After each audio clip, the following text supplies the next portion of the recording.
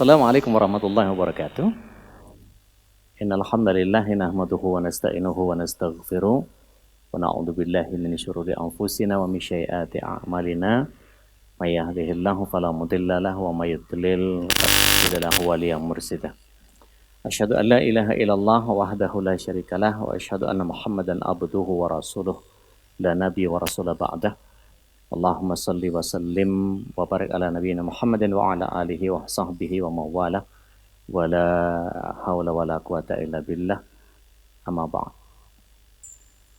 Masyaallah muslimin wa muslimatul mu'minin rahimakumullah. Alhamdulillah pada kesempatan pagi hari ini Allah Subhanahu wa taala berikan banyak nikmat kepada kita dan salawat serta salam semoga senantiasa tercurah ke hadirat Rasulullah sallallahu alaihi wasallam, berikut para keluarga, sahabat, dan para pecinta risalah dan syariat beliau hingga akhir zaman. Mudah-mudahan kita yang hadir pada kesempatan pagi hari ini bisa menjadi bagian dari golongan orang-orang yang mendapatkan syafaat beliau kelak di akhirat. Amin. Allahumma amin. Aral bekal kekal. Jadi aral itu halangan, bekal itu apa yang harus kita lakukan, kemudian kekal itu yang dimaksud adalah surga. Nah ini aralnya halangan, jadi halangan menuju surga. Saya akan bagi jadi beberapa bagian. Yang pertama adalah kita mengetahui bahwa betapa potensi manusia kita ini diberikan oleh Allah SWT free will, kebebasan berkehendak.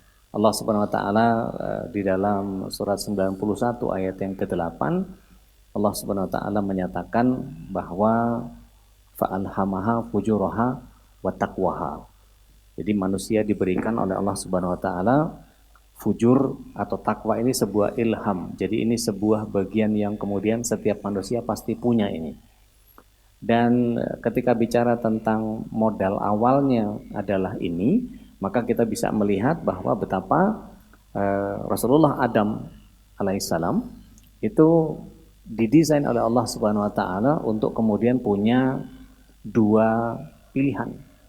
Makanlah yang ada di surga, tapi jangan dekati pohon larangan ini. Jadi dan diberikan dua hal, taat atau ingkar. Dan ini potensi manusia semua punya ini. Di surat 90 ayat yang ke-10 kita juga melihat bahwa wahadainahun najdain. Allah Subhanahu wa taala memberikan dua jalan, ditunjuki dua jalan. Dan kalau kita baca nanti sampai ke ayat 18-nya, kita baru tahu Allah Subhanahu wa taala ingin memilahkan kita, ada golongan kanan, ada golongan kiri. Nah, golongan kanan yang akan ke surga, golongan kiri yang akan ke neraka. Nah, disinilah kemudian peran setiap manusia kemudian harus mengenali apa yang jadi bekal untuk dirinya menuju kepada kekekalan surga. Nah, Bapak Ibu yang dirahmati Allah SWT, ini bicara tentang hal-hal yang sifatnya internal dan eksternal. Internal manusianya dan eksternal yang datang dari luar manusia. Yang pertama, kita bicara internal dulu. Manusia diciptakan oleh Allah Subhanahu wa taala sebagai manusia yang serba salah. Laqad khalaqnal insana fi kabad. Jadi manusia itu keadaannya serba salah. Dan kita ini punya yang namanya kemampuan-kemampuan personal yang kemudian memang mendorong kita kepada kefujuran, tapi sekaligus mendorong kita kepada ketakwaan. Nah, disinilah kemudian menjadi penting untuk kita memahami bahwa apa yang Allah Subhanahu wa taala hadirkan untuk kita, penyikapan kita yang lebih penting. Nah, Bapak Ibu yang dirahmati Allah Subhanahu wa taala, pemirsa dimanapun Anda berada, ketika kita tahu bahwa faktor internal dan eksternal ini mempengaruhi kita, bagian yang internalnya adalah bagian yang kemudian setiap kita punya kemampuan untuk menelisik apa-apa saja yang jadi kemampuan atau potensi kita. Di sini kita bisa melihat bahwa setiap kita menjadi punya hal-hal yang kita bisa hadirkan di dalam internalisasi. Contoh misalnya, ada orang yang punya kemampuan menghafal, ada orang yang tidak punya kemampuan menghafal. Ada orang yang sebetulnya bisa menghafal tapi dia tidak mau menghafal. Nah, pemicu yang seperti ini atau hal-hal yang membuat kita menjadi makin menyempurnakan akhlak atau kebaikan-kebaikan seseorang itu menjadi sangat sangat beragam pada setiap orangnya. Mari kita lihat di dalam persoalan-persoalan internal, ada yang diistilahkan dengan self-talk. Self-talk ini sifatnya fitrah. Jadi disebutnya kecerdasan linguistik. Setiap orang itu punya pembicaraan di dalam hatinya. Misalnya, hari ini masak apa ya? Itu nggak pakai ngomong. Hari ini masak apa ya? Ini nanti mau lewat mana ya? Itu obrolan di dalam diri sendiri. Nah, itu sifatnya self-talk. Ini fitrah. Nah, berbeda antara wanita dengan laki-laki. Self-talk di dalam perempuan itu bisa sampai 20.000 kata per hari. Makanya kalau ada yang kecerdasan linguistiknya agak tinggi itu, saya nggak bilang cerewet loh ya. Saya nggak bilang cerewet. Ini lebih kepada kecerdasan linguistik yang luar biasa. Self-talk-nya itu kemudian jadi dia harus ngomong sendiri sama dirinya sendiri. Nanti ini masak dulu, apa jemur dulu, apa narok baju kotor dulu, atau apa ini nanti nganter anak dulu, mesti ini. Nah, itu self-talk. Sama seperti para pria, mungkin agak kurang. Kalau pria itu mungkin di bawah 10.000. Rata-rata sekitar 7.000 kata ya, per hari. Makanya kita lebih banyak diam. Kecuali pembicara seperti saya, mungkin bisa sampai 15.000, tapi nggak sampai 20.000 seperti para wanita. Makanya perempuan itu kalau ngomong bisa satu titik itu nyerocos, panjang. Nah, kalau dia tidak punya lawan bicara, maka yang muncul adalah self-talk. Nah, bedakan dengan inner voice. Ada yang kedua inner voice. Inner voice itu suara hati. Nah, suara hati ini pengaruhnya ada dua.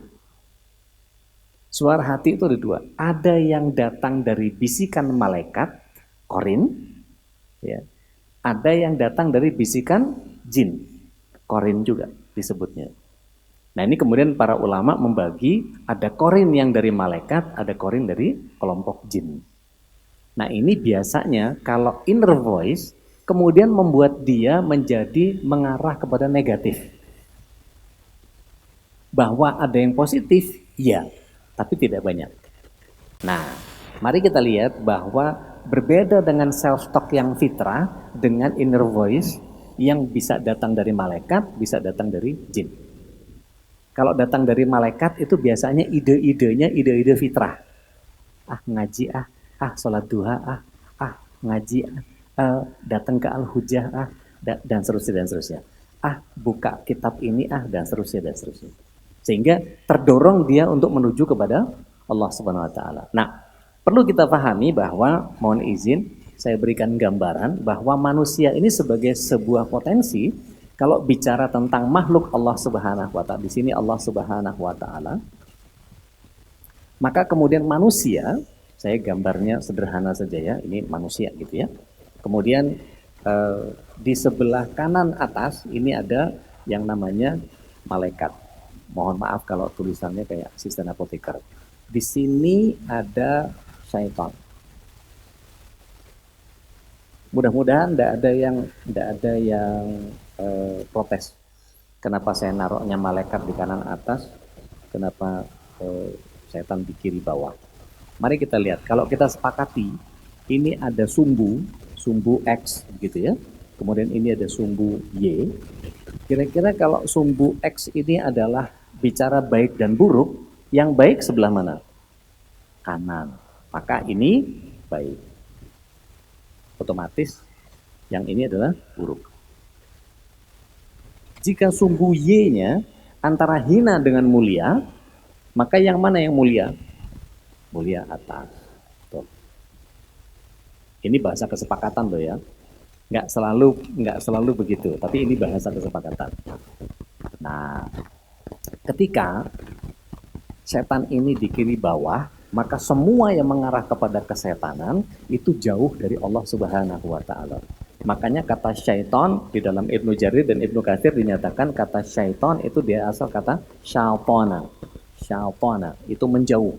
Menjauh apa? Menjauh dari rahmat Allah Subhanahu wa taala. Sedangkan malaikat itu posisinya mendekat kepada Allah. Sehingga tarikannya ketika manusia ini, mohon izin agak keliru saya naruhnya. Manusia itu punya potensi dia ada di tengah-tengah gitu.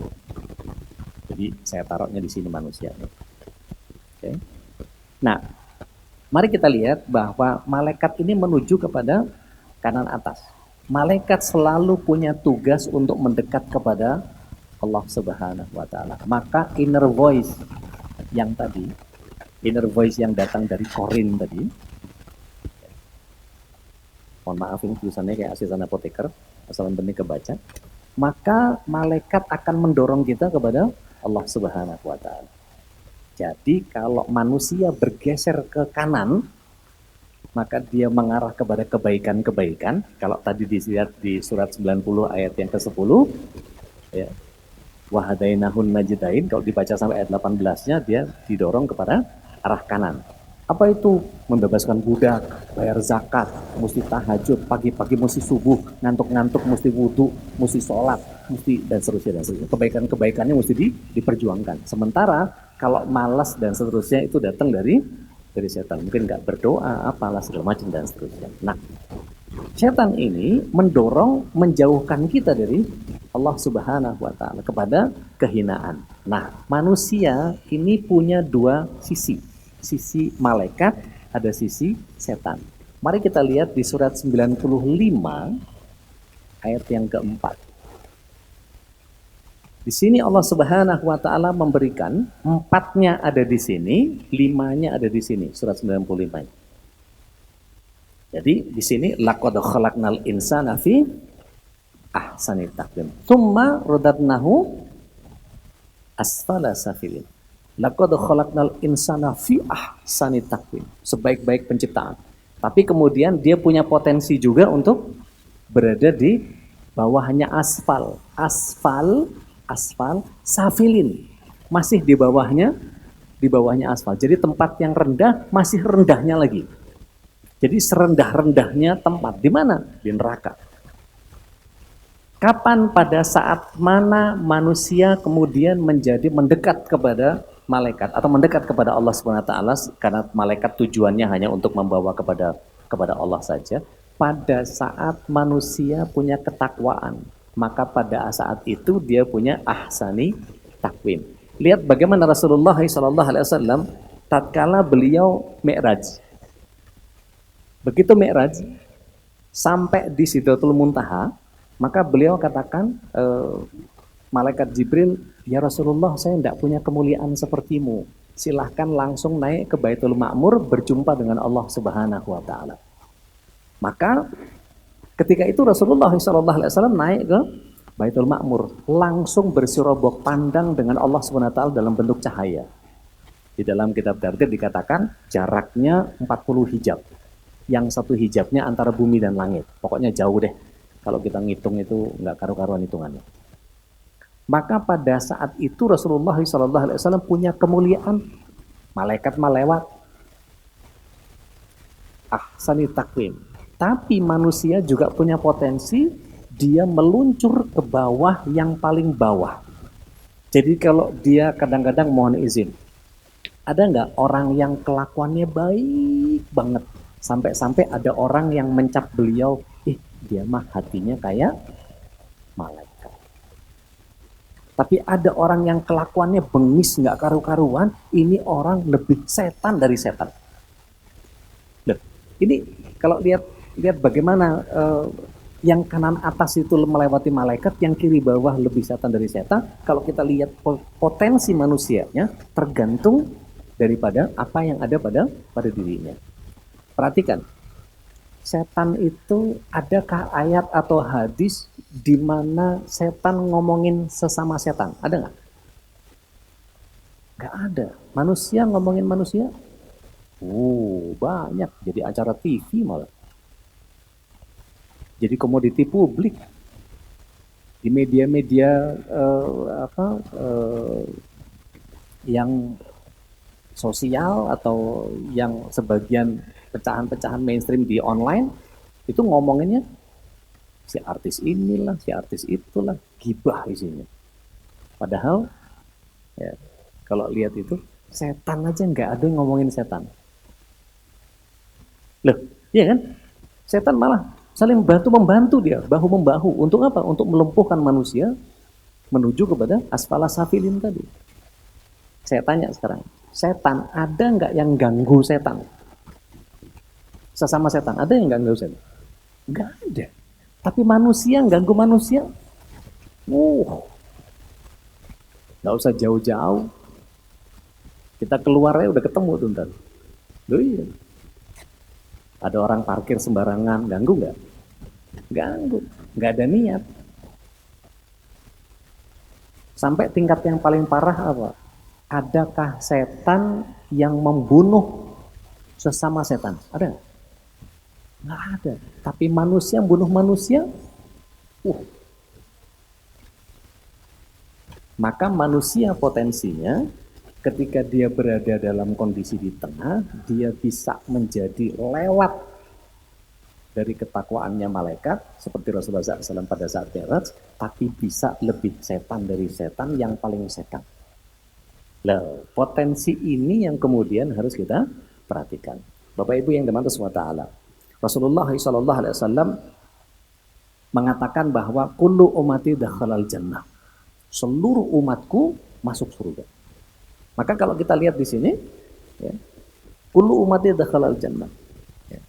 Maka Rasulullah SAW mengatakan bahwa kata para sahabat, kila waman ya aba ya Rasulullah. Qal man ata'ani dakhalal jannah wa man asani faqad aba.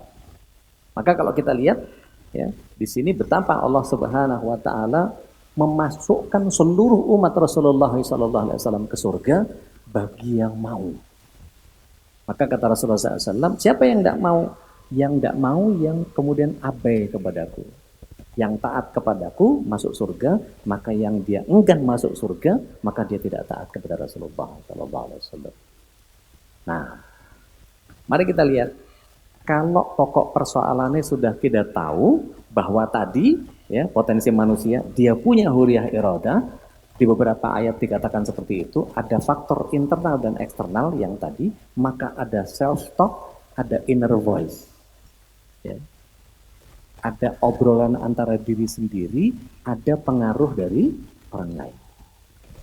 Kalau Bapak Ibu nanti coba googling ya, kasus orang membunuh, ada anak sekolah membunuh neneknya. Begitu ditanya, jawabannya apa? Karena apa? Suara hati. Itu yang mana? Self talk atau inner voice? Inner voice. Dia dipengaruhi. Udah, bunuh aja. Itu inner voice. Dan ini bahaya. Ya. Maka ketika kita tidak punya kemampuan untuk melawannya dengan self-talk, karena ketiadaan ilmu, maka orang yang tidak ngaji biasanya lebih gampang baper, gampang temperamental.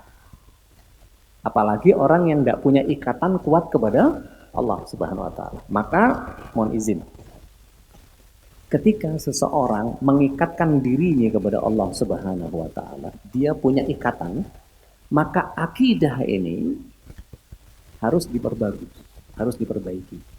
Kalau akidahnya nggak bagus, ini kemudian putus-putus, kadang sholat, kadang enggak, kadang ngaji, kadang enggak, berantakan.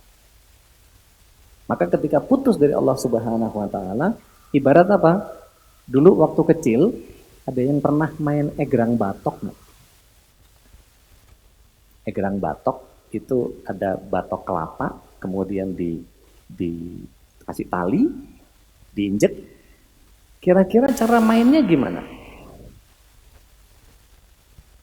Diapain? Talinya diangkat ke atas. Maka kemudian kakinya menapak betul ke batoknya. Kira-kira kalau kendor kalinya, ikatannya kendor, kira-kira bisa jalan nggak? Nggak bisa. Jadi ibarat kita itu main egrang batok, kakinya menapak di batok itu sebagai bumi yang kita pijak, kemudian tidak akan bisa jalan kecuali mengikatkan dirinya kepada Allah Subhanahu wa Ta'ala. Maka kalau kita bermain egrang batok itu sebetulnya permainan akidah itu. Bagaimana kita kemudian berusaha untuk menuju kepada langit, melangitkan diri kepada Allah Subhanahu wa Ta'ala itu kalau nggak pakai ilmu, nggak bisa. That's why we are here. Itu makanya kita duduk bermajelis seperti ini, ya. Mungkin para pemirsa di rumah pakai HP sambil duduk, mungkin bisa disambi sambil nyuci, sambil ngerendam, sambil apa segala macam, nyalain kompor, nyalain microwave apa, terserah macam. Mungkin rice cookernya udah mulai dikit lagi matang dan seterusnya. Nah, kalau kita kemudian paham ini, maka akidah kita harus dibagusin. Nah, apa saja yang kemudian menjadi halangan ketika seseorang kemudian dijadikan oleh Rasulullah SAW sebagai semuanya calon penghuni surga. Semuanya calon penghuni surga.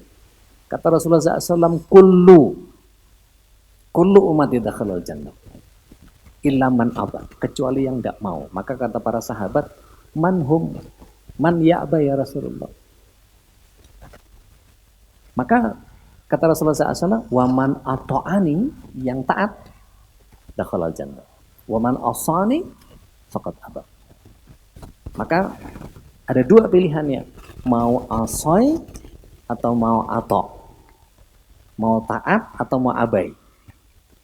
Contoh, kalau Rasulullah SAW dalam keseharian mengerjakan 24 jam ibadah, itu kira-kira yang bisa kita tiru berapa persen? Berapa persen tuh? Yang bisa kita tiru. Realistis. Berapa persen kira-kira? Berapa? 10? Dikit amat. Teman-teman di Facebook mungkin ada yang mau jawab. Setengahnya kesedikitan. Seolah-olah Rasulullah SAW kayaknya nggak bisa ditiru gitu. Berapa persen? 80. Nggak mau, kepengen niru Rasulullah SAW 100% itu. Maksud saya yang bisa ditiru. Perkara kita mau niru apa enggak kan urusan kita. Yang bisa ditiru secara model, ya 100%. Pada saat kapan Rasulullah SAW nggak bisa kita tiru? Nggak ada. Semua kita bisa tiru. Bangun tidur Rasulullah SAW baca doa nggak? Bisa kita tiru nggak doanya? Bisa. Sampai tidur lagi bisa kita tiru nggak doanya? Bisa. Kenapa nggak mau? Loh, self-talknya bilang, aja. Tadi udah perasaan. Ada orang yang masih punya wudhu. Bisa nggak tajdidul wudhu? Memperbaiki wudhunya. Memperbarui wudhunya. Bisa? Masih punya wudhu. Sampai kemudian dari subuh sampai asar masih punya wudhu. Masya Allah.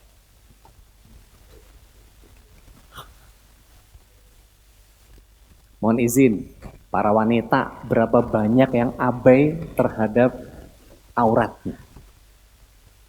Mohon maaf, ini nggak bermaksud menyinggung siapapun. Contoh, kaos kaki, manset. Ini kadang-kadang sambil ngomong, tangan kemana-mana.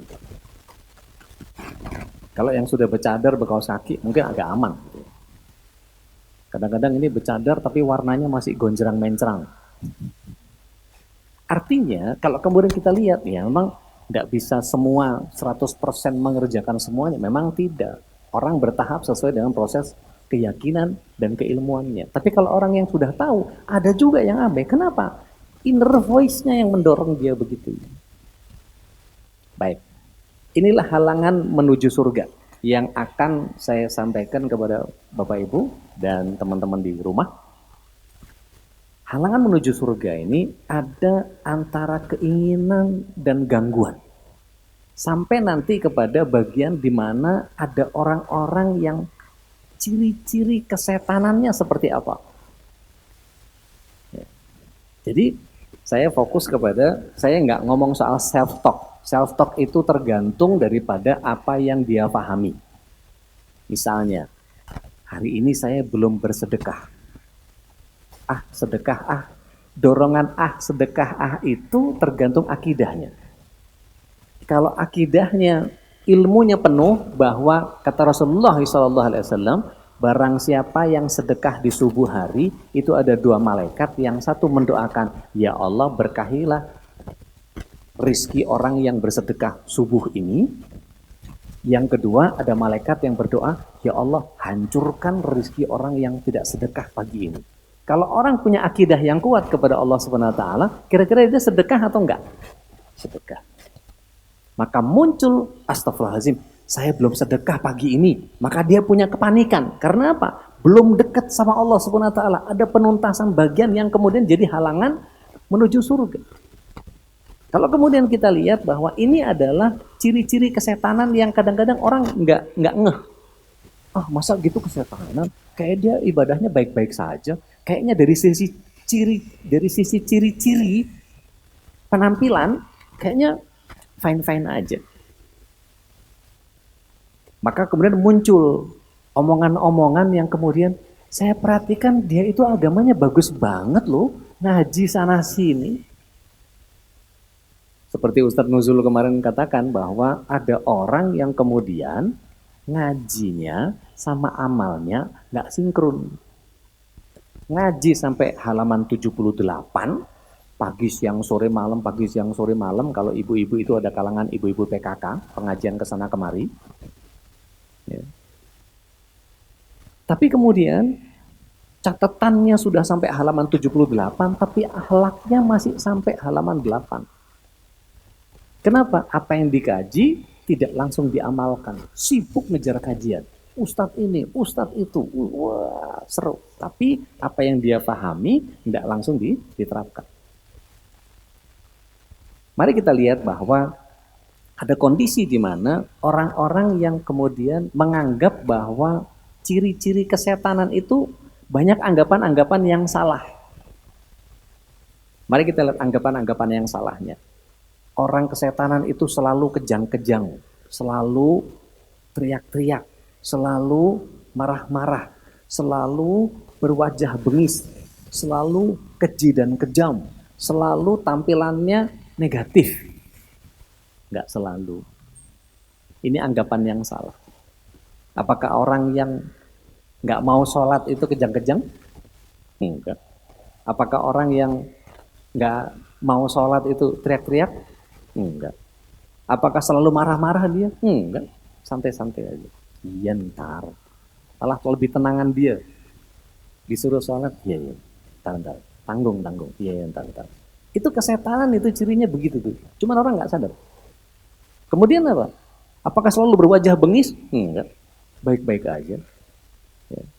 Apakah para wanita yang mohon maaf nggak pakai kaos kaki, nggak pakai manset, dia tidak peduli auratnya tertebar begitu saja, apakah kemudian jadi selalu keji dan kejam? Enggak. Bahkan cantik-cantik itu, Masya Allah. Kulitnya putih mulus. Kok Ustaz tahu? Iya, wong kelihatan. Iya, kalau ngomong tiba-tiba serut gitu, tangannya melorot, handsetnya nggak dipakai. Akhirnya ya kelihatan lah. Gitu. Nah ini kemudian tidak disadari, ya, karena apa? Ikatannya kepada Allah Subhanahu Wa Taala nggak kuat. Sangat boleh jadi dia sibuk dengan dirinya sendiri sehingga lupa bahwa ada bagian yang harus dia jalankan. Mari kita lihat.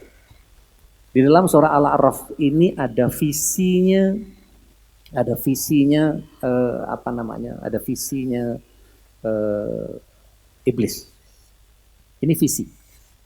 Ya, visinya iblis. Dia katakan, qala fa bima aghwaytani la aq'udanna lahum siratakal mustaqim.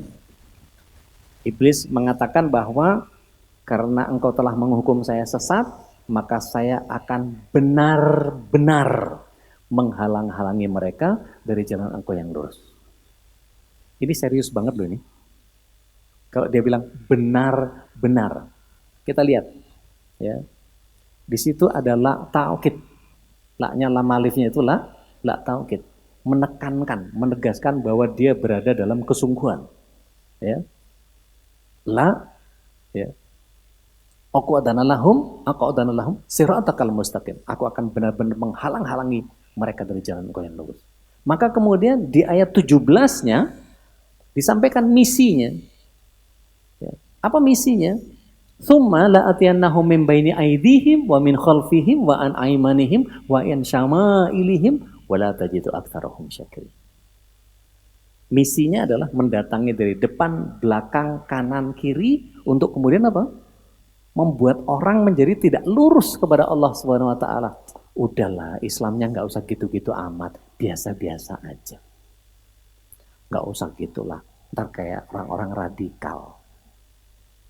Nggak usah begitulah, ntar dibilang teroris. Akhirnya apa? Kendor sendiri. Sudahlah ditambah kemalasan dengan apa yang dia punya untuk nggak mau ngaji, ditambah dengan inner voice dari korin yang datang dari jin. Depan, belakang, kiri, kanan. Ini yang disebut dengan inner voice tadi. Self-talk-nya lemah. Kenapa? Nggak ngaji. Ngaji cuman ngejar hatam. Ada yang begitu? Nggak usah ngacung. Ngejar hatam. Hatam. Sudah hatam. Alhamdulillah. Khalas. Setoran odot. Khalas. Tapi paham? Enggak. Nah ini yang kemudian jadi PR buat kita. Maksudnya Ustadz nyindir odot sih? Enggak. Jangan berhenti hanya dengan hatam. Tapi masuk kepada wilayah faham. Sehingga kita nggak hanya sekedar mengerjakan ritual saja. Udah ya, udah khalas nih, udah hatam nih. Nggak cukup. Kita harus kemudian memahamkan apa yang kita hatamkan. Nah, Bapak Ibu yang dirahmati Allah Ta'ala, kalau anggapannya adalah kelihatannya tadi salah, padahal faktanya kelihatannya baik-baik saja, kelihatan tenang, terlihat sangat terkontrol, orangnya menarik dan rupawan, terkesan penolong dan ringan tangan, tampilannya positif. Tapi ternyata setan bercokol di dalam dirinya. Apa di antaranya? Senang musik.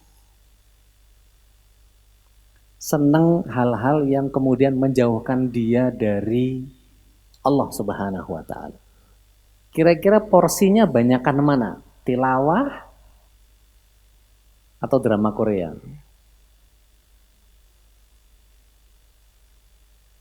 Mana porsinya yang lebih banyak? Baca WA atau yang lain?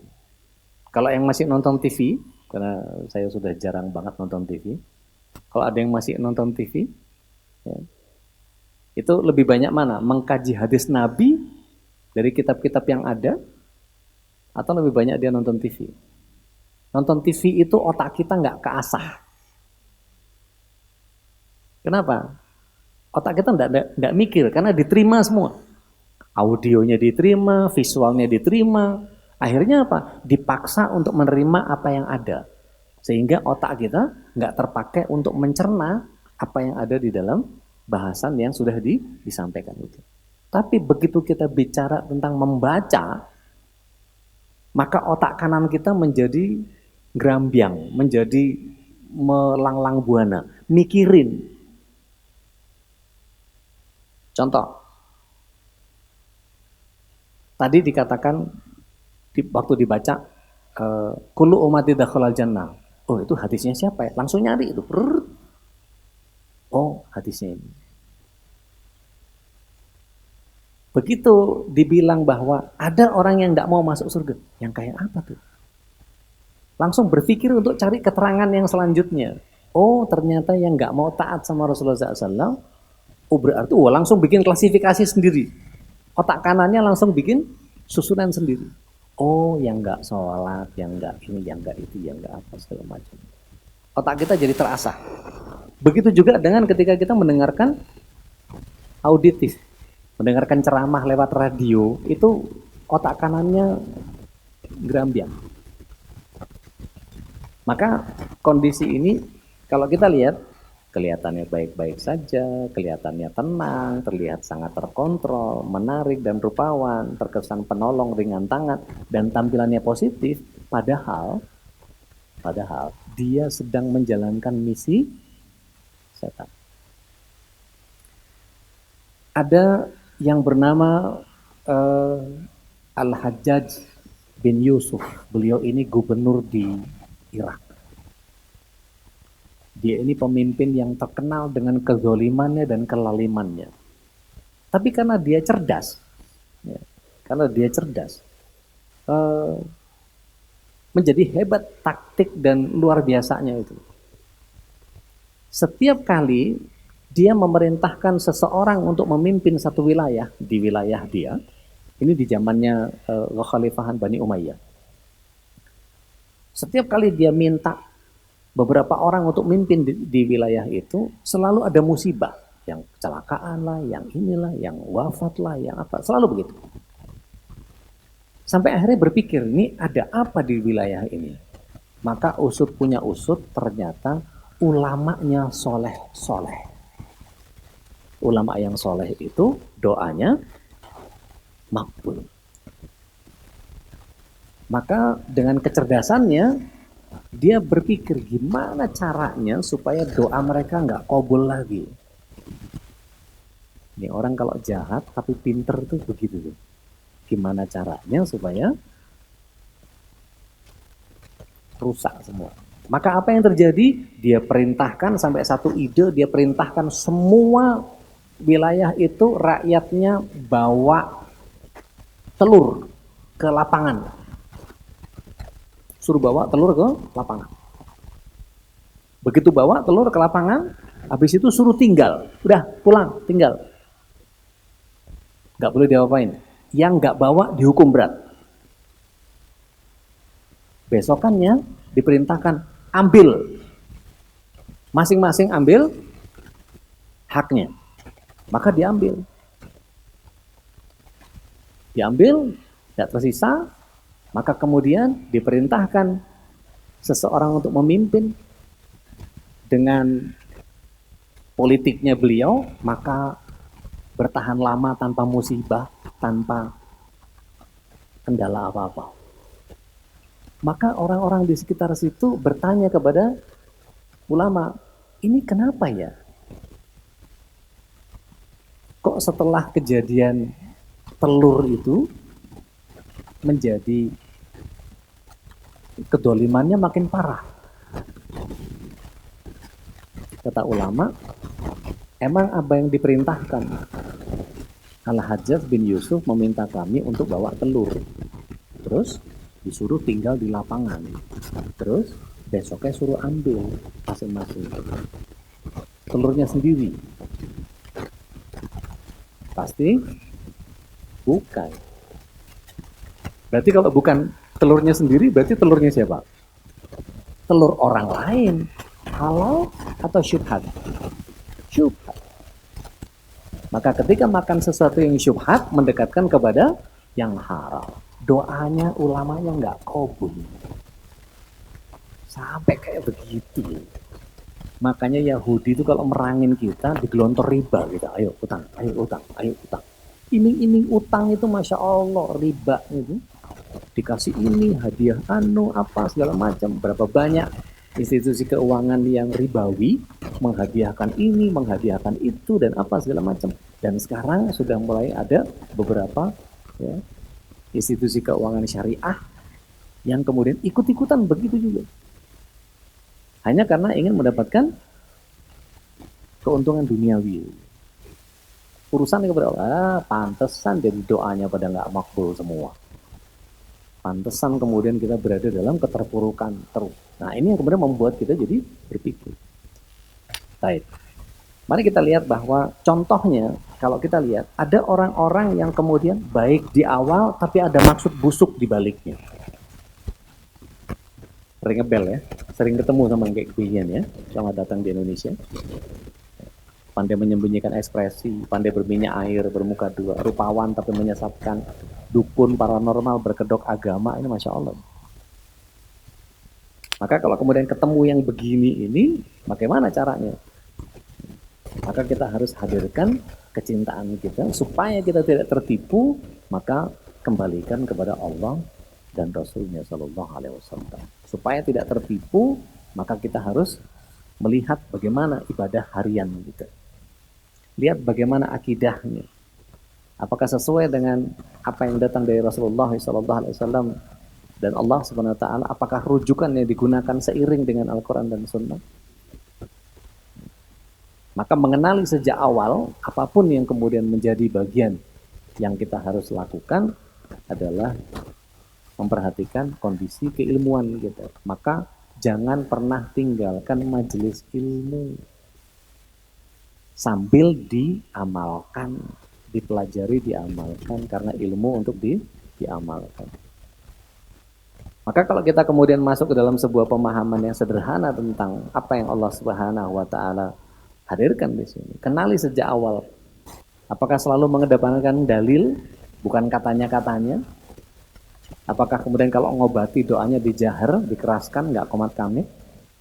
Apakah apa yang dikerjakan sesuai dengan ketentuan, tidak najis, tidak haram, tidak menyalahi sunnah? Maka kuncinya sederhananya adalah mengikuti apa yang datang dari Allah Subhanahu Wa Taala dan Rasulnya Sallallahu Alaihi Wasallam.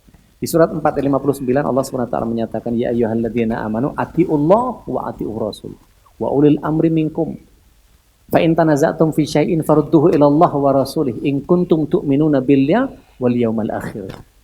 Dzalika khairu wa ahsanu ta'wila.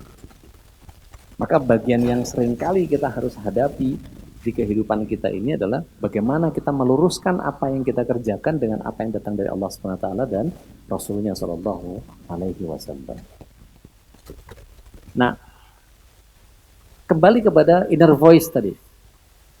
Inner voice tadi terjadi pada ketika mungkin ada sebagian yang nanya, dalilnya dari mana Ustadz inner voice itu? Kok Ustadz bisa bilang inner voice? Kalau tadi yang self-talk dan inner voice yang buruk tadi dari surat 7 ayat 16-17 jelas ya, bahwa ada inner voice. Di sini Rasulullah SAW ya, ketika beliau alaihissalatu wassalam ke luar dari rumahnya Aisyah radhiyallahu anha ummul mukminin, maka kemudian ada hasad di dalam ibunda Aisyah. Maka kemudian mencari tahu kemana nih suamiku, kan sekarang kan jatahnya saya, jangan-jangan ngabur ke bini yang lain. Maka dikuntit Rasulullah SAW itu. Ternyata Rasulullah SAW sedang ke makam Baqi, beliau zikrul maut sambil mendoakan para sahabat dan istri-istri yang sudah wafat, yang dimakamkan di makam Baqi. Ketika Rasulullah SAW berbalik, karena kondisinya waktu di zaman Rasulullah SAW itu tidak ada lampu, yang ada hanyalah terang alam, bulan yang terang itu jadi penerangan alam, maka Rasulullah SAW sekelebat itu melihat bayangan ibunda Aisyah ummul mukminin masuk ke rumah. Ketika Rasulullah SAW sampai di rumah, bertanya kepada ibunda Aisyah radhiyallahu anha, kamu kesetanan ya? Enggak. Iya. Enggak. Iya. Emangnya orang bisa kesetanan? Semua orang bisa kesetanan? Bisa. Termasuk engkau? Ya, termasuk saya. Cuma korinku sudah dibantukan kepadaku oleh Allah Subhanahu Wa Taala sehingga dia tidak menggangguku, tapi malah membantuku. Maka kemudian para ulama menyatakan yang punya korin tidak bisa mengganggu cuma Rasulullah SAW. Ini takhusus buat Rasulullah SAW. Yang lain bisa diganggu. Semua punya korin dan bisa terganggu. Makanya kalau kemudian ada orang yang bermimpi ketemu sama orang yang sudah wafat, maka itu korin. Karena tidak mungkin orang yang datang ke barzah mau balik lagi. Mohon maaf saya tak ketemu sama keluarga saya. Oh enggak, dia lagi di azab ya, nggak ada libur dari azab. Kalau dia dapat nikmat kubur, dia ibarat roh yang berterbangan di pohon-pohon surga, berada di tembolok burung hijau, maka dia juga tidak akan mengatakan bahwa saya tak pulang dulu nengokin keluarga. Tidak ada. Orang yang sudah masuk ke barzah tidak bisa kembali lagi ke dunia karena alamnya berbeda. Maka kalau ada orang yang kemudian melihat orang yang sudah wafat, suami, istri, orang tua, paman, kakek, siapapun yang sudah wafat, maka sejatinya yang ketemu adalah korin. Kecuali dia ketemu sama Rasulullah SAW, maka dia betul-betul bertemu dengan Rasulullah SAW. Karena tidak ada satupun yang bisa menyerupai Rasulullah SAW. Tapi syaratnya ada dua. Kalau kita mimpi ketemu Rasulullah SAW. Yang pertama, pernah ketemu sama Rasulullah SAW. Iya, kalau enggak mana tahu itu Rasul atau bukan. Yang kedua, pernah baca kitab yang menceritakan tentang fisik Rasulullah SAW, bahwa giginya, ya, bak biji mentimun, alisnya, bawa semut beriring, pipinya bak pauh wilayang gitu kalau bahasa Indonesianya kan gitu ya. Nah itu ciri-cirinya ada pada Rasulullah SAW. Kulitnya putih keperakan dan seterusnya. Ada warna-warna kemerahan di dalam itu, wanginya Masya Allah. Nah kalau begitu maka yang terjadi kita lihat itu korinnya orang yang wafat itu. Maka baik orangnya maka baik korinnya, jahat orangnya maka jahat juga korinnya. Bapak Ibu yang dirahmati Allah Ta'ala, mari kita lihat di dalam ayat 27 di surah Al-A'raf. Tadi sudah 16, ya, 17, sekarang di ayat yang ke-27. Ya Bani Adama, di sini dikatakan la yaftinannakumus syaitanu kama akhraja abawaikum minal jannah yanzi'u anhuma libasahuma liyurahuma sawatihima innahu yarakum huwa wa qabiluhu man haitsu la tarawnahu. Mereka bisa melihat dari arah yang kita tidak bisa melihat mereka. Saya ulang, mereka setan-setan dan pengikutnya bisa melihat kita dari arah yang kita tidak bisa melihatnya. Saya ulang yang ketiga, mereka bisa melihat kita dari tempat yang kita tidak bisa melihat mereka. Loh Ustaz, kalau ada orang yang bisa melihat itu bagaimana? Dua kemungkinannya, bohong atau di dalam dirinya ada bersemayam jin. Sehingga dia menjadikan tubuh kita sebagai semang untuk bisa melihat sesama mereka.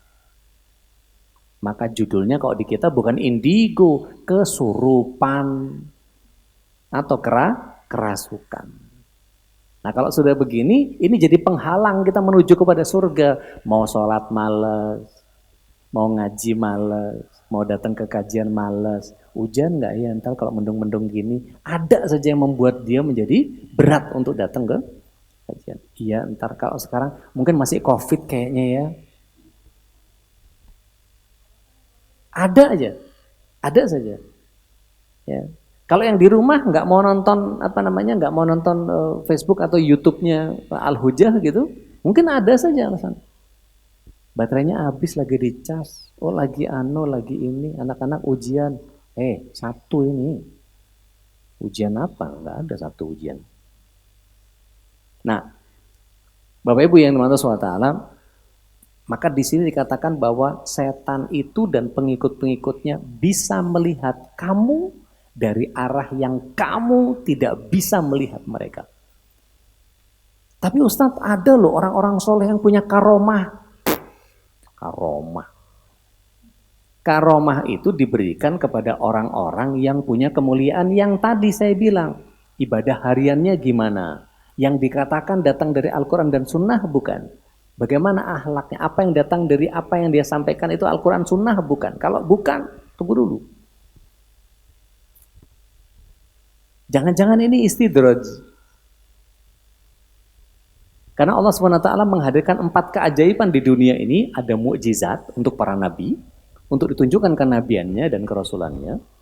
Yang kedua, ada keajaiban yang diberikan kepada orang-orang soleh, yaitu karomah, kemuliaan.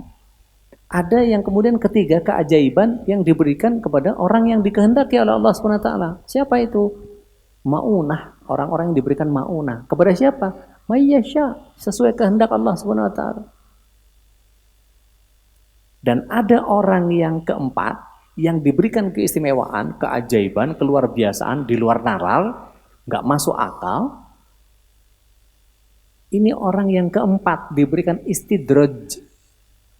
Apa itu istidraj? Istidraj itu dihinakan dengan kemuliaan atau dimuliakan dengan kehinaan. Jadi sebetulnya kelihatan mulia padahal tidak. Contohnya apa? Pada saat orang ngobatin pakai media air, dibuka, kemudian dibacain apa ini segala macam, dilihat. Oh iya, ini yang nyolong kayaknya ini bukan orang jauh ini kayaknya. Apa ini? Atau enggak lihat kuku. Abunya dibakar, tulisin namanya, abunya dibakar, gosok-gosokin ke kuku. Oh iya, bukan orang jauh ini. Belum jauh ini kayaknya. Dan tololnya, kan orang tolol yang datang ke orang pinter kan? Iya kan? Yang datang ke orang pinter itu orang apa? Orang tolol. Dan kita sering kali begitu, dihadapkan pada kondisi begitu. Ini kan cuma ikhtiar. Ikhtiar model apa yang kayak begitu? Tunggu dulu. Maka yang begini tidak boleh kita kemudian melepaskan akidah kita kepada Allah Subhanahu wa taala dalam kaitan hubungan kita kepada Allah Subhanahu wa taala. Udahlah, yang menyelesaikan urusan kita itu cuma Allah, enggak ada yang lain. Maka mintanya kepada Allah. Karena Allah sudah menetapkan satu sosok untuk diikuti, maka Rasulullah SAW adalah sosok yang satu-satunya untuk kita ikuti 24 jamnya tadi. Maka berapa banyak yang bisa kita tiru dari Rasulullah SAW dalam 24 jam adabnya? 100%. Cuman saya belum bisa 100%. Tapi yang bisa kita tiru berapa? 100%. Bahwa kemudian ada orang yang nggak bisa niru plek keteplek persis sama, ya pasti. Tapi secara kolektif bisa. Ada yang kuat ngajinya, ada yang kuat sedekahnya, ada yang kuat jihadnya, ada yang kuat tahajudnya, ada yang kuat duhanya, ada yang kuat macam-macam. Kumpulin jadi satu, baru jadi kayak Rasulullah SAW. Tapi untuk setiap pribadi melakukan persis sama kayak Rasulullah SAW, belum ketemu atau susah untuk ketemunya karena nggak bisa konsisten. Tapi bisa nggak ditiru Rasulullah SAW? Bisa. Berapa persen? 100%. Cuma masalahnya kita yang selalu cari excuse karena apa tadi? Inner voice-nya tadi mendorong kita kepada bagian yang kemudian melemah karena keilmuannya kurang sehingga akidahnya kepada Allah SWT menipis sehingga apa yang kita kerjakan tidak menuju kepada ahsani taqwim tapi radadnahu asfala safilin. Waliyadzubillah. Baik, sekedar informasi saja ada beberapa jenis setan yang kita harus kenali. Ada yang memerintahkan merusak, ya. Ada yang pembawa zina atau menganggapnya bagus, ya. Bahkan ada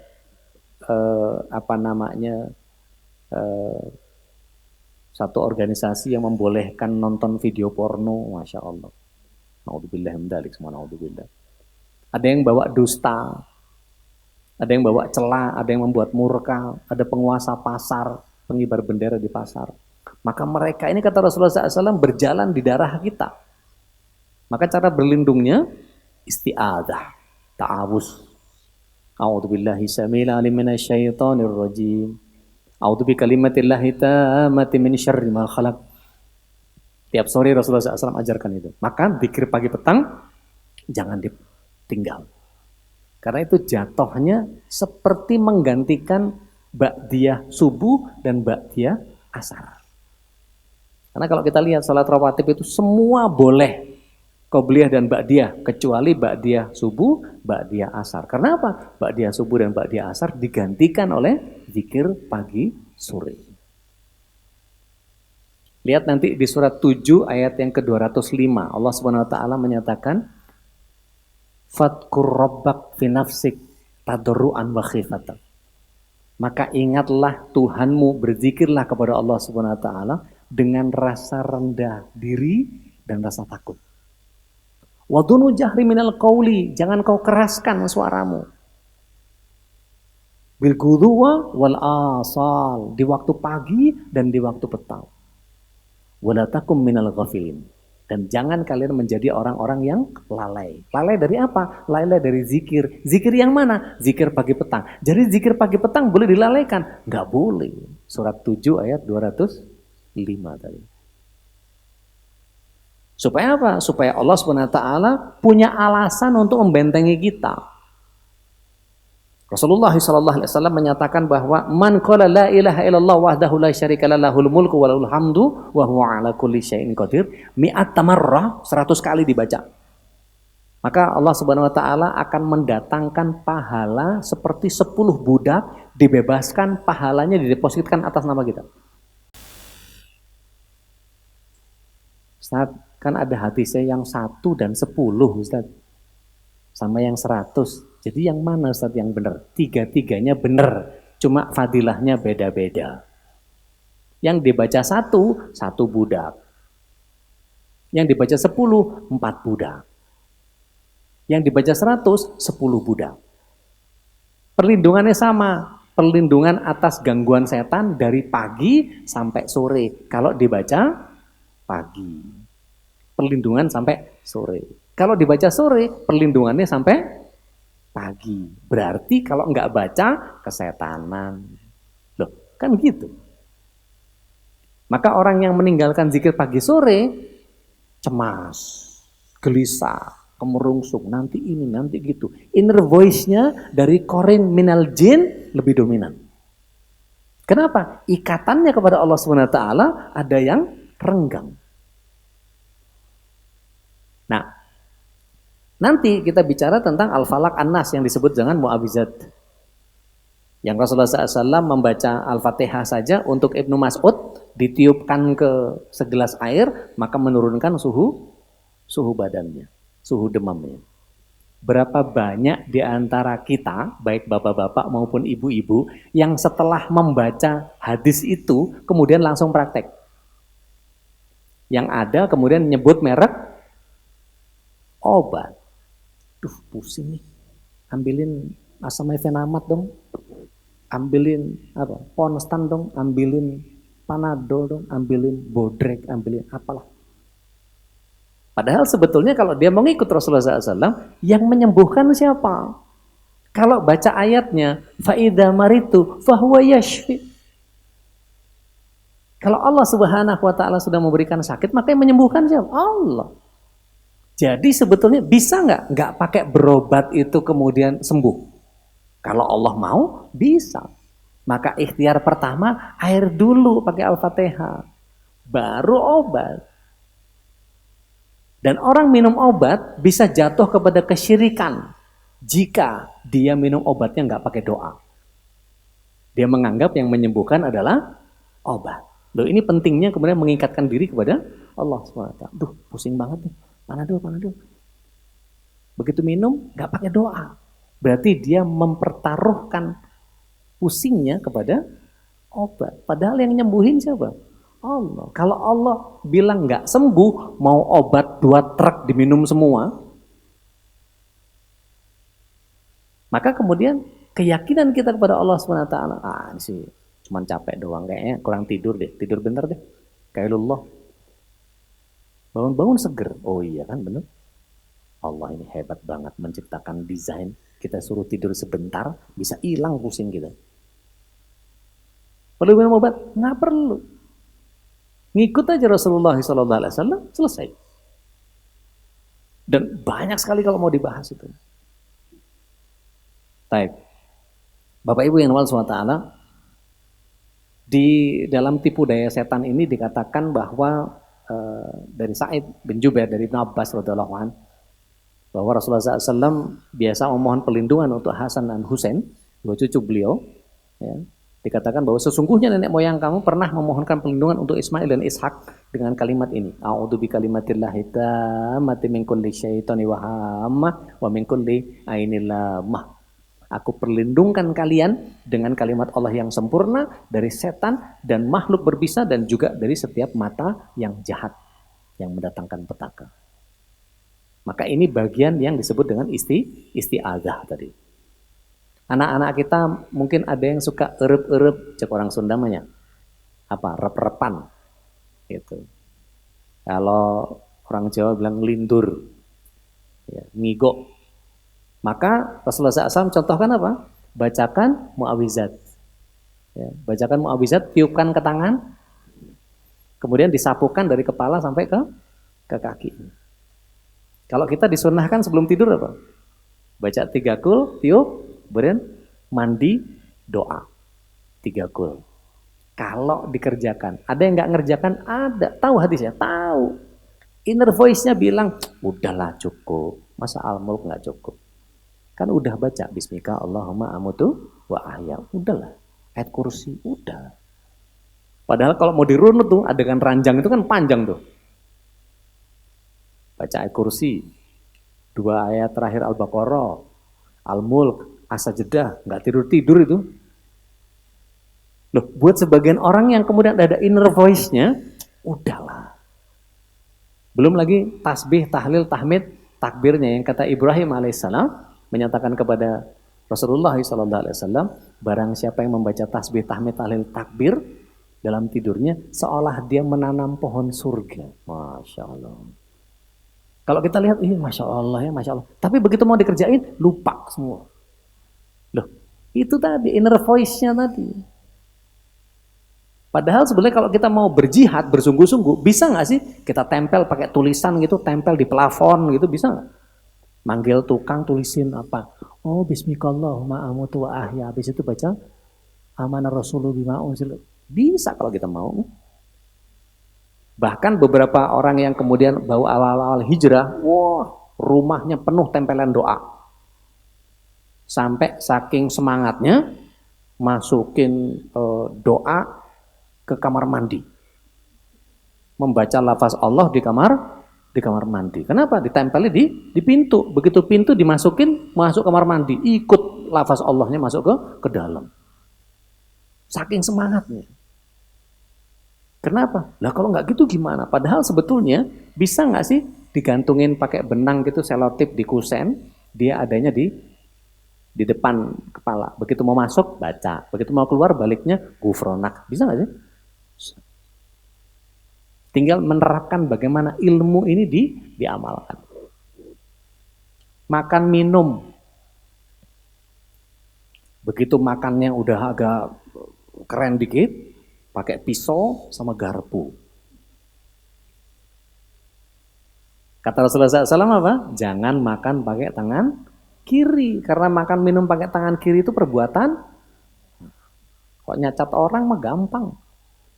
Kita sendiri kadang-kadang kruk, minum es buah, buahnya udah, kuahnya. Makan pecel, kerupuk gendarnya. Makan tahu Sumedang, cengeknya. Makan rawon, Probolinggo atau Pasuruan, kerupuk udangnya. Ini, Masya Allah. Dan begitu memang polanya itu dibikin dikit, lama-lama numpuk itu. Yang sedikit-sedikit tadi jadi banyak. Akhirnya, alah cuma gitu doang aja. Ntar juga istighfar, astagfirullahaladzim. Loh, seolah-olah Allah itu maha tahu, Allah itu maha pengampun. Iya betul, Allah maha tahu, Allah maha pengampun. Tapi bukan berarti Allah itu kompromi dengan maksiat yang kita lakukan kan gitu. Maka penghalang menuju surga ini Masya Allah luar biasa. Ibarat kita nih Bu, kalau mau ngusir anjing, ya, kalau mau ngusir anjing, kira-kira siapa yang berhasil antara orang yang bawa tulang sama yang pakai tangan kosong? Dia bawa tulang nih, tapi ngusir anjing, sama yang tangan kosong, yang lebih berhasil yang mana? Yang lebih berhasil yang mana? Yang tangan kosong, kalau bawa tulang. Lah wong tulangnya yang dicari sama anjingnya.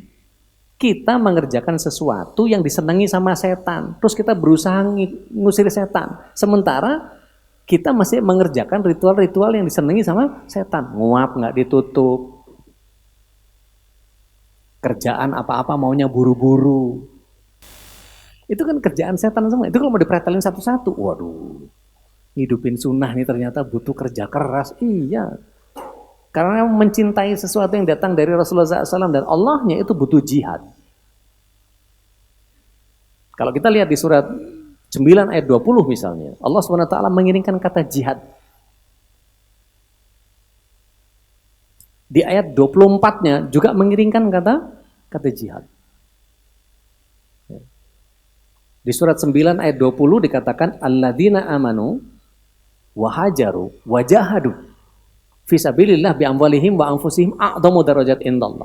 Orang yang punya dasar keimanan, dia punya keyakinan, kemudian dia memperbaiki dirinya dan dia bersungguh-sungguh, maka Allah akan letakkan dia di posisi yang tertinggi di mata Allah SWT. Kemudian di ayat 24-nya, Qul in kana abna'ukum wa aba'ukum wa ikhwanukum wa aizuratukum, terus tuh sampai ada 8 item urusan keduniaan. Kemudian Allah SWT menyatakan, uhibbu minallahi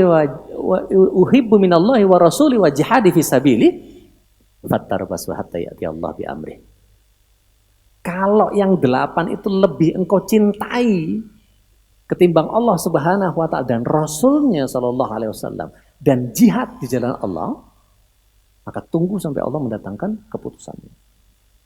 Lagi-lagi jihad itu harus diiringkan. Jadi memang betul-betul harus bersungguh-sungguh gitu untuk mengaitkan hubungan kita dengan Allah Subhanahu wa taala dengan akidah yang kokoh. Makanya ngaji itu terus. Minimal sepekan sekali. Berapa banyak keluarga yang mohon maaf, suaminya nggak mau ngaji, cuman istrinya yang ngaji, akhirnya keluarga jadi pecah. Kenapa? Istrinya karena sering ngaji, keminter. Nah, dulu zaman Rasulullah SAW itu, para pria belajarnya langsung kepada Rasulullah SAW. Rasulullah SAW ngajarin para sahabat, sahabat pulang ngajarin istri, istri ngajarin anak-anak. Nah sekarang ibunya yang sering ngaji, bapaknya nggak ngaji. Akhirnya apa? Ibu keminter, bapaknya minder, anaknya keder. Jadi keluarga gemeter, nggak karu-karuan. Perhatikan Al-Ghazan An-Nahdi dari Hasan bin Saleh dikatakan bahwa sesungguhnya setan itu benar-benar membukakan 99 pintu kebaikan tapi dipergunakan untuk kejahatan.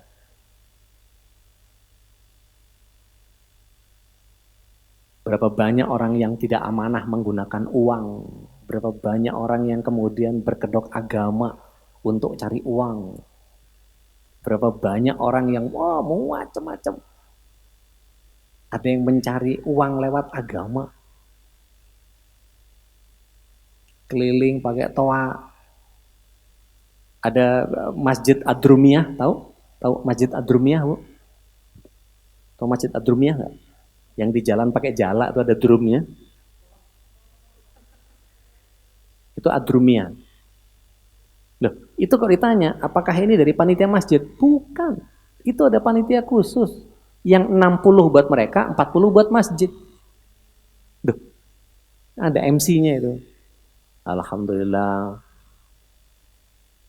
Syukran jazakumullahu khair atas sedekahnya. Mudah-mudahan Allah SWT berikan kemudahan bagi keluarganya, anak-anak yang soleh dan soleha, diganti dengan pahala surga. Apalah sangat panjang tuh, bikin orang terganggu keikhlasannya tuh. Yang tadinya ngasih goceng jadi gocap. Karena apa? Nunggu syukran jazakumullahu khair, mudah-mudahan keluarganya sakinah mawaddah warahmah. Jadi tadinya cuma goceng doang, wah goceng aja begitu doanya. Begitu ngasih gocap, yang baca doanya lagi minum kopi. Ayo Bu, jangan pelit-pelit. Udah ngasih gocap, kasih pelit. Rusak ikhlas orang. Loh, karena apa? Faktor inner voice-nya tadi, qarin minal jin. Di dalam surat 15 ayat 39, qala rabbi bima aghwaytani la uzayyinanna lahum fil ardi wa la ughwiyannahum ajmain. Allah SWT menyatakan bahwa ya Tuhanku, oleh sebab engkau telah memutuskan bahwa aku sesat, pasti aku akan menjadikan mereka memandang baik perbuatan maksiat di muka bumi, dan pasti akan menyesatkan mereka semuanya. Nggak laki, nggak perempuan, nggak tua, nggak muda, nggak ustadz, nggak jamaah, nggak ketua yayasan, nggak qori, nggak semua. Kalau kita baca kitab Talbisul Iblis, itu Masya Allah. Ada yang namanya Barseso. Ada yang, banyak sekali ulama-ulama yang tertipu dengan setan itu. Luar biasa. Dibikin apa? Maksiat jadi indah. Nggak sholat, nggak tutup aurat, nggak sedekah, nggak berhaji padahal mampu. Penuh kebencian, makan riba, praktek suap. pacaran, korupsi, makan rezeki haram, gunjing, dan lain-lain. Banyak itu kalau diurus. Khas, ciri-ciri netizen plus 62. Nah kalau kita kemudian memahami bahwa kondisinya, oh iya ya, oh iya ya, oh iya ya, oke. Kita mawas diri. Jangan sampai kemudian kita masuk kepada sebuah kesalahan-kesalahan dan kekeliruan-kekeliruan yang terus-menerus. Stop kalau udah begitu. Bagaimana caranya? Fahami dengan ilmu. Maka ilmu ini adalah bagian yang kemudian tidak boleh dilepas. Rasulullah SAW menyatakan, utlubu ilma faridatun ala kulli minal muslimin wal muslimat. Wajib bagi laki-laki dan perempuan untuk menuntut ilmu. Di surat 17 ayat 36 Allah Subhanahu wa taala menyatakan, wala taqfu ma laysa laka bihi ilm. Innas sam'a wal absara wal fuada kullu ulaika kana anhu mas'ul. Di dalam surat 43 ayat 23 dan ayat 24 Allah SWT dengan sangat jelas menyatakan, 23-nya jelas, kami tidak mengutus sebelum kamu seorang pemberi peringatan pun dalam satu negeri, melainkan orang-orang yang hidup mewah di negeri itu berkata, sesungguhnya kami mendapati bapak-bapak kami menganut satu agama dan sesungguhnya kami adalah pengikut jejak-jejak mereka. Alasannya apa? Leluhur. Sehingga apa? Tidak mau mengikatkan diri kepada Allah dan mengikuti Rasulullah SAW. Begitu juga dengan ayat 34-nya. Maka apakah kamu akan mengikuti mereka meskipun mereka membawa untuk agama yang lebih nyata, memberi petunjuk daripada yang didapati bapak-bapakmu menganutnya? Mereka jawab apa? Sesungguhnya kami mengingkari agama yang kamu diutus untuk menyampaikannya. Ini kebanyakan mereka taklid dan kultus. Bahkan sampai-sampai persoalan-persoalan yang seperti ini rusaknya di masalah apa? Masalah talbis iblis tadi. Ada orang yang dihancurkan secara akidah oleh talbis iblis ini, bisikan iblis ini. Dari sisi akidah. Ada orang yang kemudian dibujuk jadi Majusi, ada orang yang dibujuk jadi Nasrani, ada orang yang dibujuk jadi Yahudi. Ya. Dari kalangan para sobiin, para fuqaha juga banyak yang kemudian akidahnya dirusak. Dari para ulama, berapa banyak qori, ahli hadis, fuqaha, penasehat, ahli bahasa sastra, penyair ulama dan lain-lain yang kemudian diganggu sama iblis.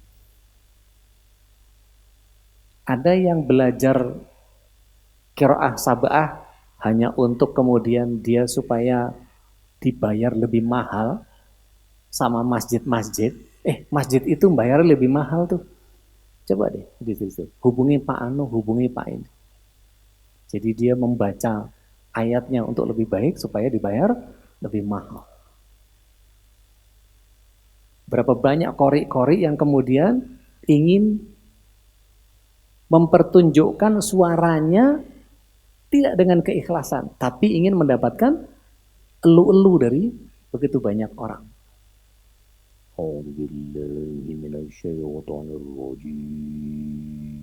Orang langsung, wah, Masya Allah. Bismillahirrahmanirrahim. Begitu dia baca, itu yang kebayang di dia, wah amplop lumayan. Nah kalau sudah begitu terus, itu iblis, inner voice-nya tadi. Padahal sebetulnya kalau dia baca, oh pahalanya Masya Allah itu. Satu huruf saja, 10. Ramadan 700. Kemarin Ramadan kena COVID, jadi nggak diundang kemana-mana deh. Akhirnya semua belajar online. Belajar untuk bikin YouTube channel, apa segala macam dan seterusnya. Akhirnya apa? Ngejar AdSense supaya subscribernya banyak, dan kemudian dia dapat uang dari subscribing. Masya Allah. Niatnya dibelokin. Berapa banyak orang yang mengamalkan amalan-amalan besar sampai ke akhirat, tapi bernilai kecil dan cuman ukuran dunia hanya karena niat. Dan berapa banyak orang yang kemudian mengerjakan amalan-amalan yang kecil dan ukuran dunia, tapi menjadi besar sampai ke akhirat, karena apa? Niat. Dan niat itu kemudian dari berbagai kitab-kitab klasik ulama-ulama pendahulu kita. Itu bicaranya pasti bagian awal itu niat, niat, niat, niat, niat, niat, niat, niat, niat. Seluruh bab fikih ibadah itu selalu mulai dari niat. Begitu niat rusak, berantakan semua. Sehebat apapun Anda, sholat, besok Ahad nih, niat sholat duha 6 rakaat. Ngobrol sama orang, ya alhamdulillah, sholat duha saya itu 6 rakaat udah jadi pakaian buat saya. Sok banget. Hilang itu 6 rakaat itu. Hanya karena apa? Ria. Loh kalau dia ikhlas, kata Rasulullah SAW, Nabi Isa alaihissalam mengajarkan kepada kita untuk menyembunyikan apa?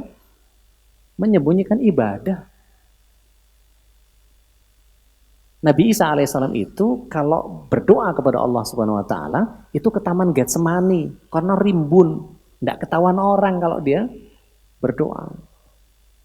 Maka Rasulullah SAW mengajarkan, kata Nabi Isa alaihissalam dikatakan bahwa kalau beliau lagi puasa itu suka bikin klimis rambutnya, bikin klimis pakai minyak, jadi nggak kelihatan lagi puasa. Loh, sampai suruh menyembunyikan, ini malah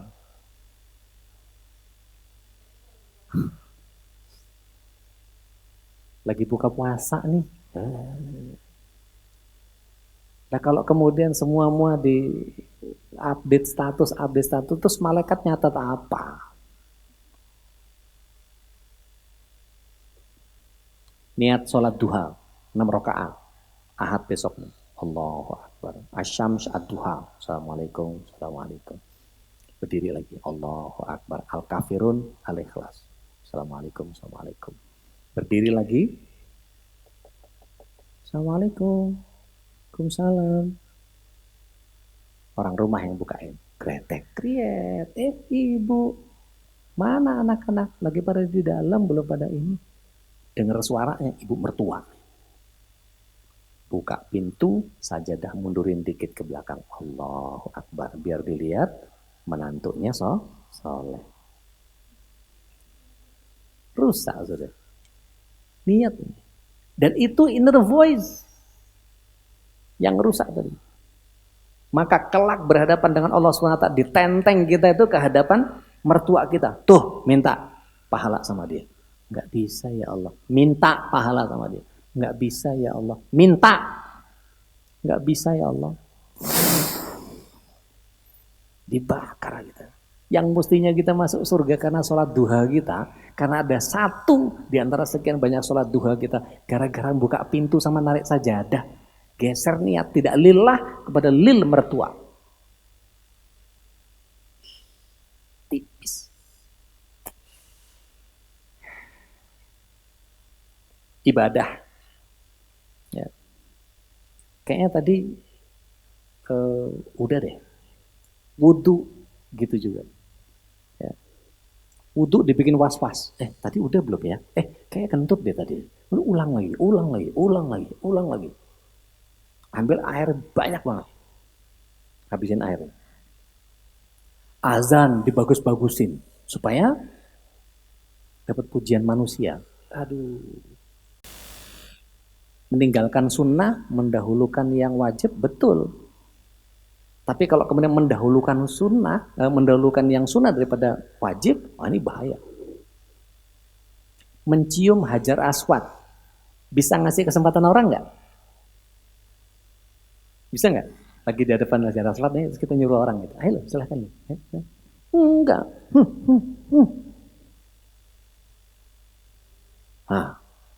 Bahkan tidak sedikit di antara begitu banyak orang yang berjuang untuk hajar aswad. Bahkan ada yang berenang pakai siku supaya dia maju sampai depan, narik orang, dia masuk. Menjaga ukhuwah itu wajib, mencium hajar aswad itu sunnah. Lu kok bisa mencium hajar aswad didahulukan ketimbang menjaga ukhuwah? Ini kan sudah kelihatannya kayak taat tapi enggak. Ini Masya Allah. Iblis itu mainnya halus banget. Dari kalangan orang-orang yang ibadah, ya, ada yang tilawah, padahal ada orang yang sholat, dia sholat, tilawahnya dikencengin. Padahal ada orang sholat. Kata Rasulullah SAW, kalau ada orang lagi sholat, kita baca Quran, kecilin suaranya, ngalah sama yang sholat. Yang sholat sedang berurusan sama Allah. Dan ini kan juga saya berurusan sama Allah. Iya, tapi yang berurusan sama Allah itu, kalau kita sedang melangitkan diri, jangan diganggu sama pembunyian Al-Quran. Al-Quran dibumikan untuk dilangitkan, maka yang dilangitkan yang didahulukan. Saum. Lagi masak, ada yang nanya, masak apa tuh? Masak buat buka.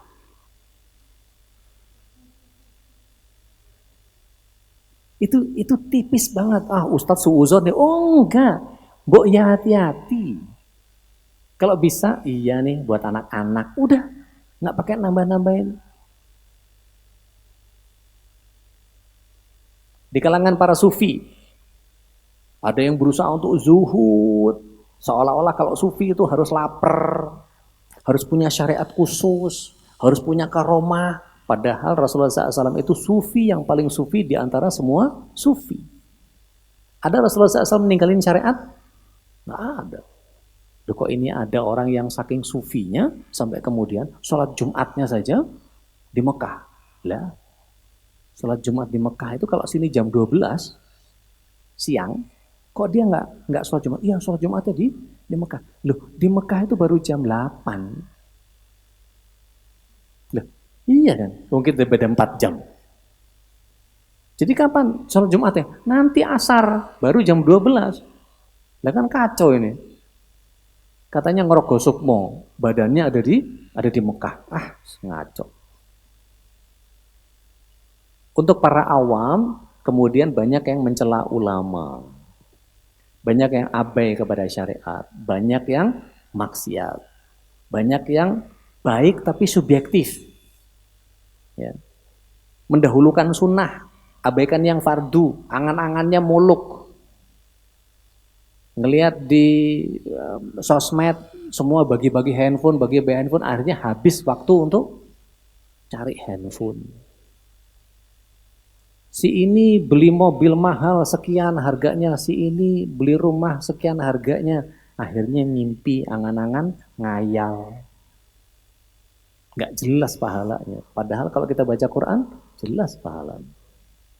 Kita baca kitab hadis, jelas itu. Kita menuju kepada kebaikan yang datang dari Allah SWT, itu jelas akan diberikan kebaikan. Maka kata Allah SWT, lewat lisan Rasulullah SAW, Man yuridillahu bihi khairan, yufaqihu fiddin. Barang siapa yang Allah SWT kehendaki baginya, maka akan diberikan pemahaman agama yang baik.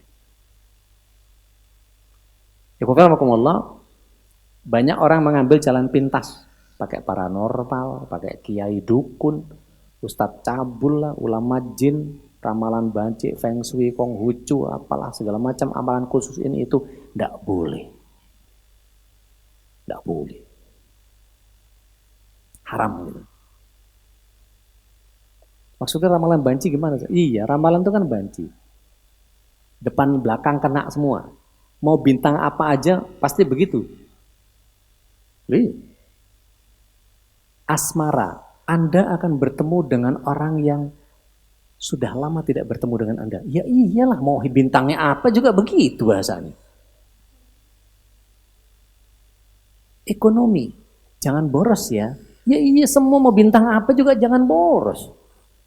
Ini kadang-kadang bahasanya semua, iya ya, iya pas banget sama. Ini kan blow on gitu ini. Ada yang masih langganan Femina halaman 86. Nggak tahu saya. Zaman dulu banget. Begini, jawaban saya untuk menyelesaikan ini semua, penuhi hati dengan Allah dan Rasulnya SAW. Tidak ada yang lain. Jalankan sunnah, yang mengatur hidup kita ini hanya Allah. Tidak ada yang lebih baik dari Rasulullah SAW. Tidak ada yang lebih sempurna dari syariat Islam. tidak ada yang semujmal, seholistik Al-Quran dan Sunnah, maka kalau sudah begini, tunggu apa lagi? Lakukan saja, mulai dari sekarang, mulai dari yang kecil, mulai dari diri sendiri. 3M ini bukan menutup, menguras, mengubur, bukan. Itu DBD. Baik. Hatanallah wa iyyakum ajma'in, aku lu qauli hadza astaghfirullah li wa lakum billahi musabbihil haq. Akhirut da'wana alhamdulillahirabbil alamin. Wassallallahu ala nabiyina Muhammadin wa ala alihi wa sahbihi ajma'in. Kita masuk ke sesi tanya jawab. Monggo silahkan kalau ada pertanyaan dari teman-teman di FB atau dari majelis. Saya dapat teruskan.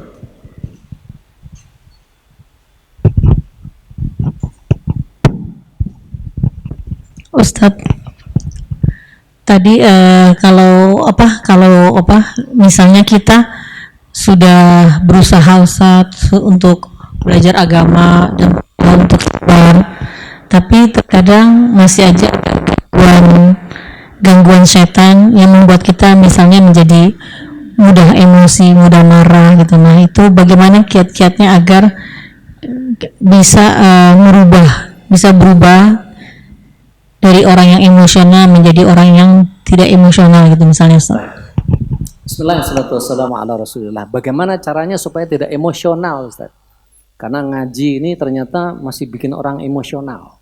Nah, tadi yang saya bilang, yang Ustadz Nuzul bilang, belajarnya sudah sampai halaman 78, tapi prakteknya baru halaman 8. Jadi setiap apa yang diajarkan, langsung jalanin. Apa yang diajarkan, langsung praktekin.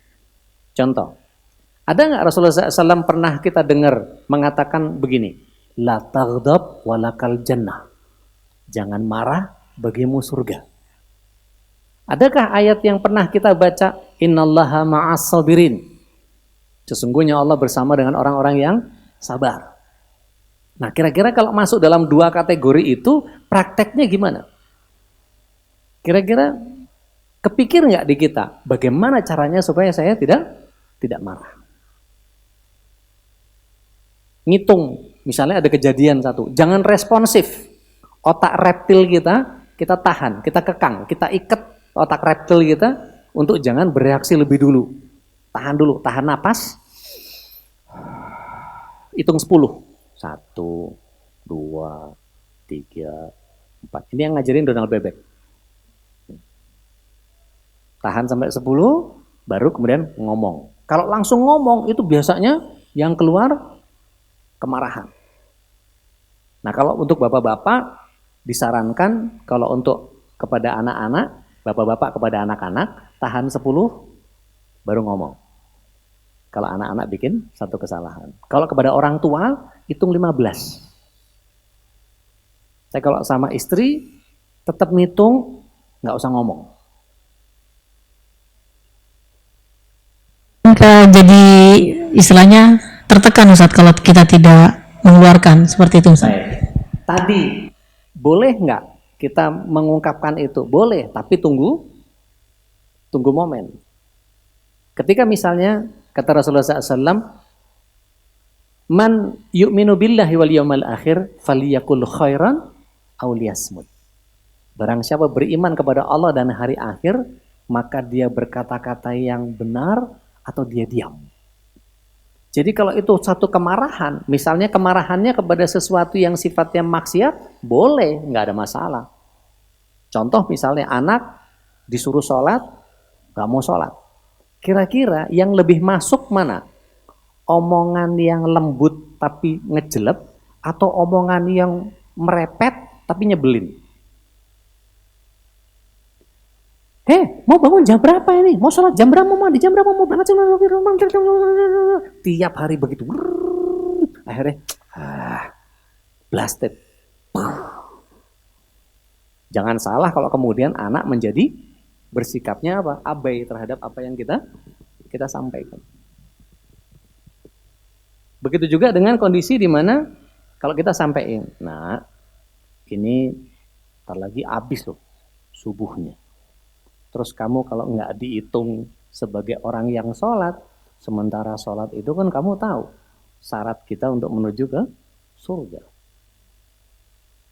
Apa iya nggak mau ngumpul sama kita di surga? Ayo dong, bantuin bapak, bantuin ibu yuk. Nggak urusan susah-susah kok. Udah sholat aja, subuh dibagusin. Udah itu aja. Ayo naik terus. Sambil diganggu terus. Diganggu supaya dia jangan tidur. Sampai kapan? Sampai bangun. Jadi percuma cuma. Tapi kalau kita bangun, kita ganggu terus sampai bangun itu beda. Makanya keberhasilan seseorang itu tergantung dari konsistensinya. Innama a'malu bi khawatim.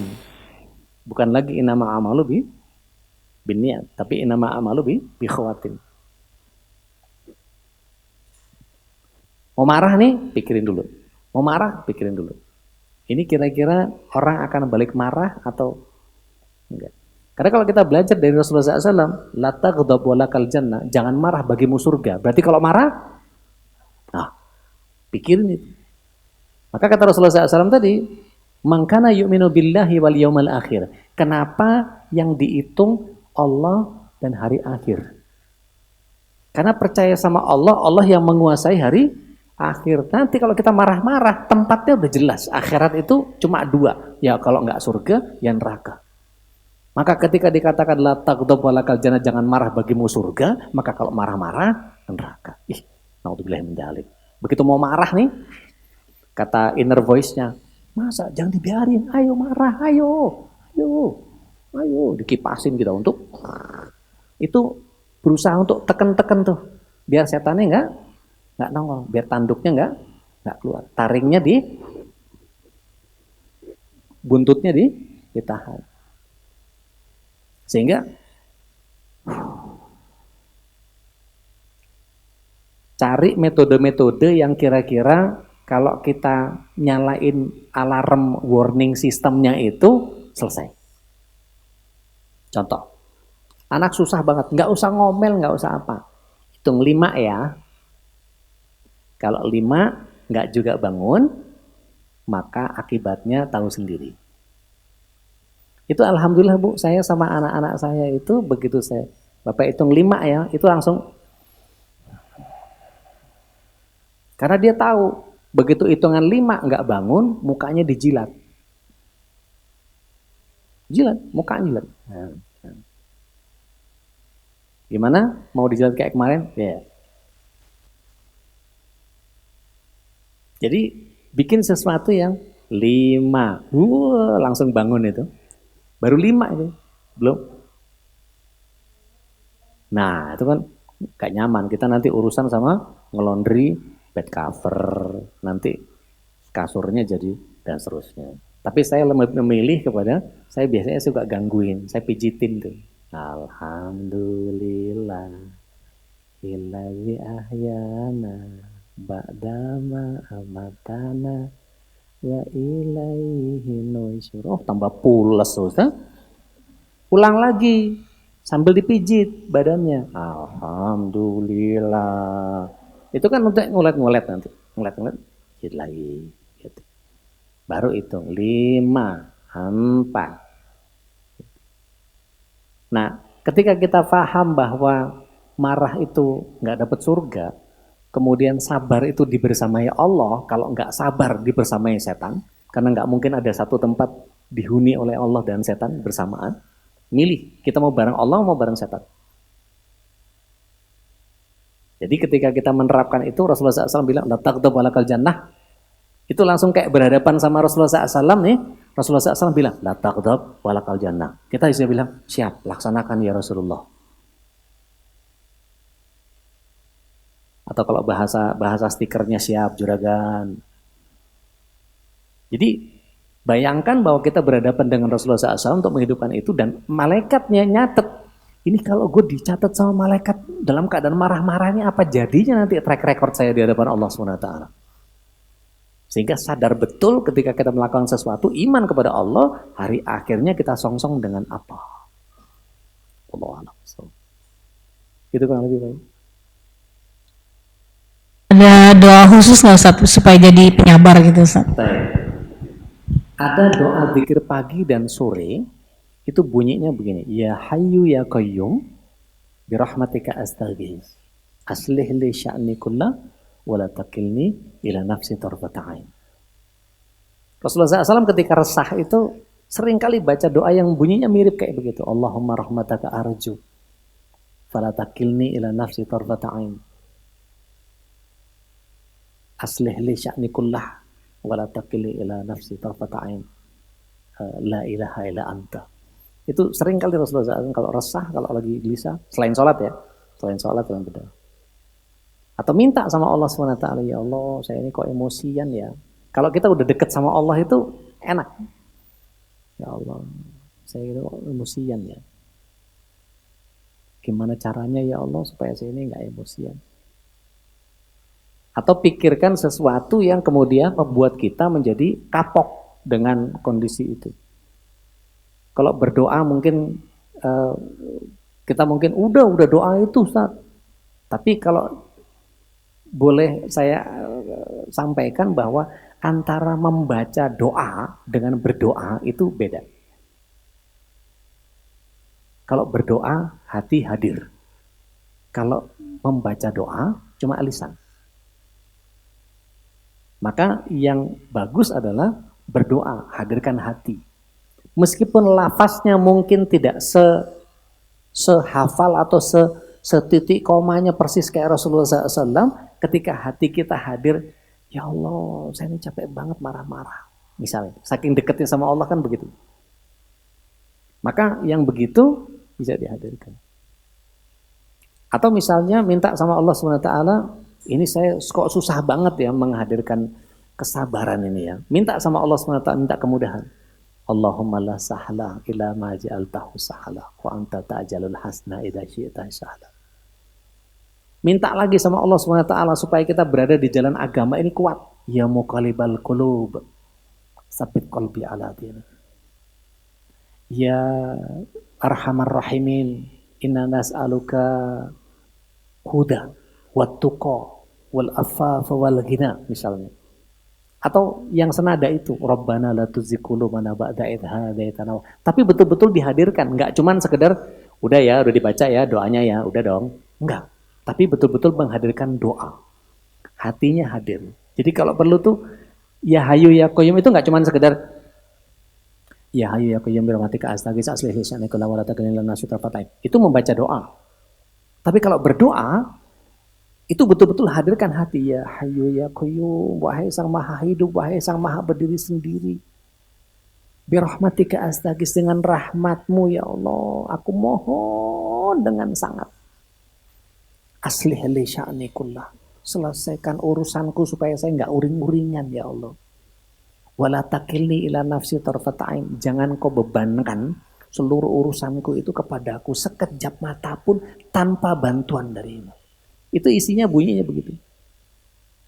Maka kalau kita menghadirkan itu dengan doa, dengan hadir hati, insya Allah. Dan itu Allah SWT akan memudahkan itu, insya Allah. Allahu a'lam.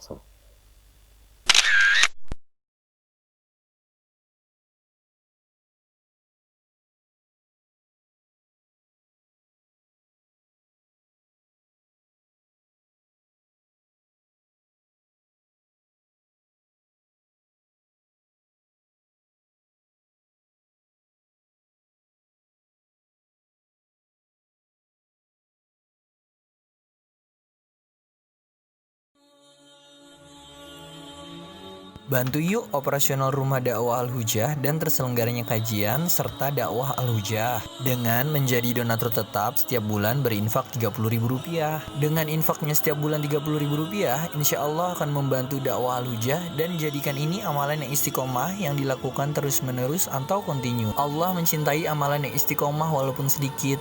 Terus istiqomah setiap bulan, jangan berhenti. Karena Allah mencintai hambanya yang istiqomah. Dan insya Allah ini akan menjadi amal soleh jariah dengan menyebarnya ilmu yang bermanfaat. Yuk salurkan amalan istiqomahnya setiap tanggal 3 setiap bulannya melalui Bank Sentral Asia dengan nomor rekening 27660155554 atas nama Dedi Harveni.